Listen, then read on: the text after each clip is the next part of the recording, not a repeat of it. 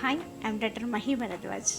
Post covid సిమ్టమ్స్లలో అంటే covid తర్వాత చాలా మందిలో బ్రీతింగ్కి సంబంధించిన ఆయాసానికి సంబంధించిన సిమ్టమ్స్ను చాలా విరివిగా చూస్తున్నాం. చిన్న చిన్న పనులు చేసినా, లేకపోతే చిన్న చిన్న కొంచెం దూరం నడిచినా, ఇలా తొందరగా బ్రీతింగ్కి సంబంధించిన ప్రాబ్లంతో సఫర్ అవుతున్నారు చాలామంది.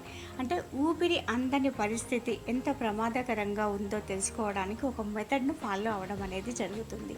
అదేంటి అంటే మోడిఫైడ్ మెడికల్ రీసెర్చ్ కౌన్సిల్ ఆమోదించిన ఒక ప్రామాణికమైన స్కేల్ పైన అంటే 0 నుంచి 4 వరకు అంటే 4 పద్ధతుల ద్వారా ఇది బ్రీతింగ్ ప్రాబ్లం ఎంత ప్రమాదకరంగా ఉందో తెలుసుకోవడం అనేది జరుగుతుంటుంది.